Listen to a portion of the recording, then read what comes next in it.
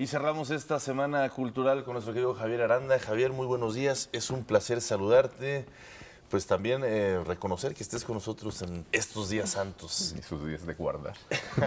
Hola, buenos días. Buenos días. Pero bueno, como por lo que veo traes un tema muy también, como siempre, muy ad hoc al respecto. Bueno, sí, bueno, y parte siempre de la necesidad de entender mi entorno.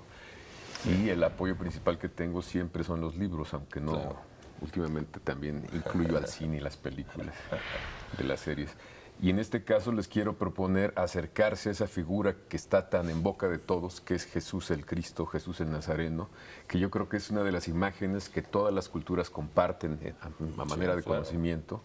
Es una figura emblemática, es, digamos, uno de los personajes más conocidos en la historia, más allá de religiones, de sistemas políticos, etcétera, pero también me parece que es uno de los menos conocidos. Por ejemplo, si uno revisa los evangelios de la Biblia normal, se puede dar cuenta que hay un hueco muy significativo que tiene que ver con la infancia de Jesús.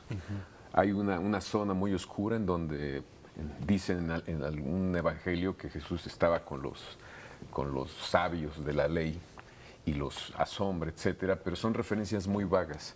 Y hay un conjunto de libros que se llaman los Evangelios Apócrifos, que admiraba y que leía muy interesado Jorge Luis Borges, por ejemplo. Yo llegué a los Evangelios Apócrifos por Borges, porque es garantía de un buen lector de textos, ¿no? Entonces, estos Evangelios Apócrifos nos hablan de esa parte del Jesús desconocido, que es el niño. Y es un niño, imagínense, con poderes, que es capaz de jugar como todos los niños a hacer figurillas de barro con sus amigos, pero la diferencia entre las figurillas de los amigos, que las hacen de barro, las amasan y las ponen en el piso, él hizo un conjunto de pájaros y la diferencia la marcó al tomarlos en las manos, lanzarlos, empezaron a volar y se perdieron en el horizonte. Entonces, este tipo de cosas que uno no se imagina, se puede imaginar que si realmente es el Hijo de Dios o es un niño con muchos poderes, podría hacer este tipo de cosas. En un momento de cólera, porque otro niño lo avienta y se cae, le dice unas palabras y el niño cae fulminado. Le dice, caerás para siempre, y se muere.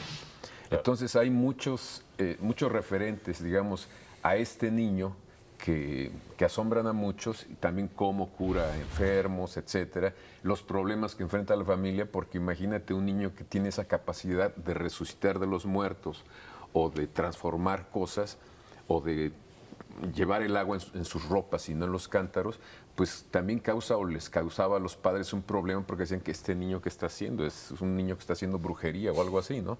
Pero nos cuenta todas esas historias y nos acercan, digamos, de una manera bastante humana a esa parte desconocida de Jesús. No quiere decir que sea históricamente así, pero son elementos que forman parte de esa tradición que hemos arrastrado de muchas maneras y que algunos, por ejemplo, arqueólogos encontraron algunas evidencias en los famosos rollos del Mar Muerto, en los textos de Nag Hammadi, y pues los han incorporado, los han interpretado y nos han hecho ver cosas que no habíamos visto. Hay un evangelio que se llama el Evangelio de la Venganza del Salvador, que nos cuenta el qué pasó después de la muerte de Cristo. Hay un emperador que es Tiberio, que tiene una enfermedad, escucha de alguna manera que hay alguien que podía curar y que curaba a los pobres, digamos, con sus manos o con sus oraciones, y dice, pues tráiganmelo, y se lo pide a Pilatos, y Pilatos lo acaba de mandar matar. Entonces Pilatos no sabe qué hacer, y finalmente, pues está muerto, pero, y ahí viene esa leyenda de la famosa Verónica. Verónica quiere tener un retrato de Jesús. Cuando Jesús se entera de eso, le dice, dame el lienzo en donde quieres que hagan la copia de mi rostro, se lo pone en el rostro y lo imprime.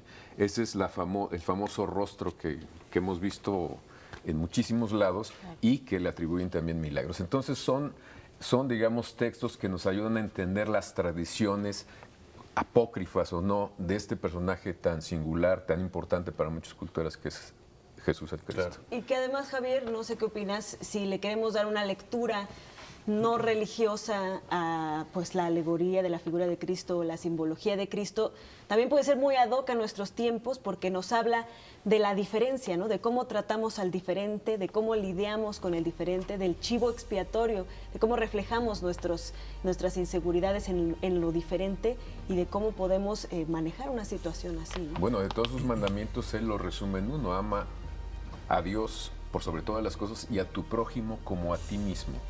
Y nos espantamos mucho de los famosos muros y de los países separatistas, etcétera, pero nos olvidamos que construimos muros siempre al lado del prójimo para que no nos contamine, para que no se nos acerque, y hacemos que nuestros conjuntos residenciales tengan cercas y vigilantes, y etcétera, ¿no? Pues sin duda muy interesante esto que nos comentas, Javier. Evangelios apócrifos, una tradición de Edmundo González Blanco, presentación, revisión y notas de Carlos Cesati Estrada, del fondo de Conaculta, es una edición de 2010, que en ese entonces era Conaculta, y que pues ¿no? Concreta en su presentación. Apócrifo etimológicamente significa escondido, oculto, ¿no? Y se pueden señalar 3 clases distintas de evangelios apócrifos. 1, evangelios de tipo sinóptico. 2, evangelios suplementarios. Y 3, evangelios sectarios. Algo muy interesante, ¿no? Totalmente de acuerdo.